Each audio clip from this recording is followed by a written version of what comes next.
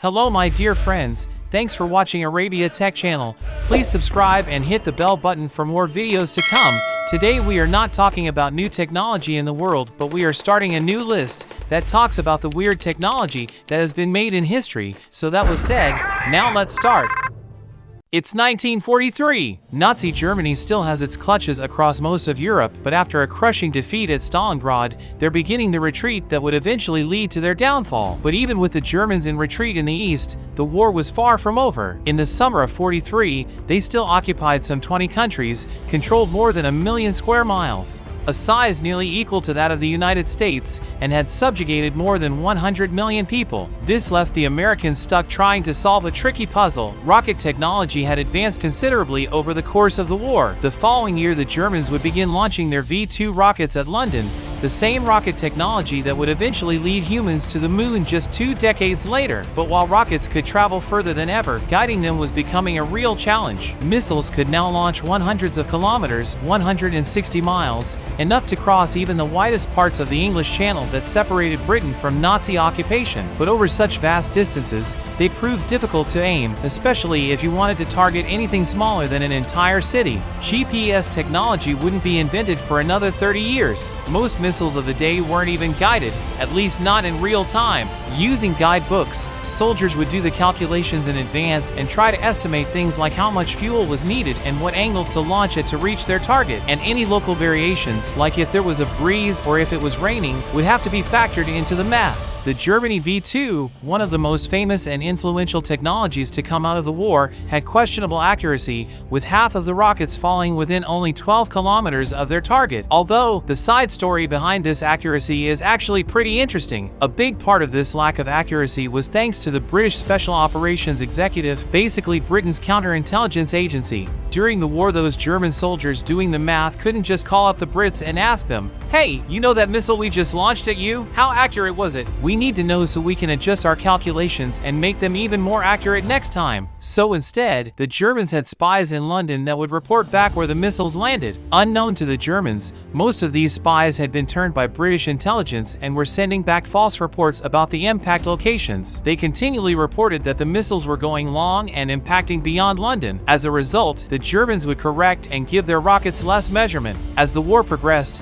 the German average impact point kept moving farther and farther east, and by the end of the war, the average impact point for the entire campaign ended up on the far eastern edge of the Greater London Air Defence Zone. If it wasn't for this misinformation campaign, it's believed that the rockets would have been 4x more accurate, on average landing within just 6 kilometers of their target. But as most of the internet likes to do, let's put our focus back on the Americans. Not wanting to let Hitler get the best of them, they wanted to develop something even more accurate, a missile that could hit specific targets from 100 kilometers away, like the defenses that dotted the German coastline or individual ships out at sea. That's where America psychologist B.F. Skinner comes into play. Skinner approached the National Research Defense Committee with his very secretively named plan, Project Pigeon. The idea was to use pigeons to physically guide missiles to their targets. Members of the committee were doubtful, but granted Skinner $25,000 to get started. That's about $400,000 today. Skinner had already used pigeons in his psychological research, training them to press levers for food. With their exceptional vision and unflappable behavior in chaotic conditions, pigeons were an ideal avian for this task. He built a nose cone for a missile fitted with 3 small electronic screens and 3 tiny pigeon cockpits. On the screens, he projected an image of the ground in front of the rocket. He would then train the pigeons to recognize the pattern of the target and to peck the screen when they saw it. When all 3 of them pecked, it was thought you could reliably aim the missile in that direction. As the pigeons pecked, cables attached to their heads would mechanically steer the missile until it finally reached its target. Without an escape hatch, these brave avian soldiers were not only guiding the missile to its target, but themselves to their own demise. Despite a successful demonstration of the trained pigeons, military officials remained skeptical. Who knows, maybe they thought the pigeons could be turned just like the German spies had been. After 2 years, military officials canceled the program as they believed that further development would seriously delay other projects that the military considered to have more immediate potential for combat application. Skinner, of course, would go on to become one of the country's most influential psychologists, popularizing behavioralism, a conception of psychology that views behavior as a reaction to one's environment, basically the crux of the nature versus nurture debate.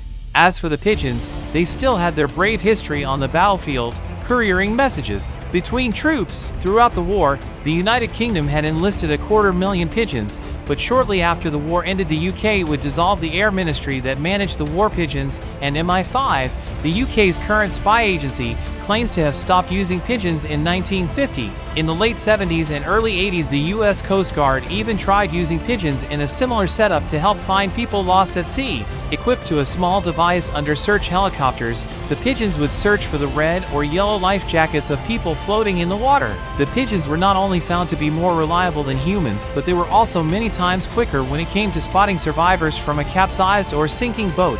In testing missions, the pigeons spotted targets on the first pass 90% of the time, while the human crew was only successful 38% of the time. And in passes where both humans and the pigeons spotted the target, the pigeons spotted it first 84% of the time. Despite an audit of the program in 1981 recommending the program be vastly expanded, budget cuts that year ended up killing the program entirely. Today, it seems their descendants prefer being fed bread by tourists and pooping on your car over their time on the battlefield.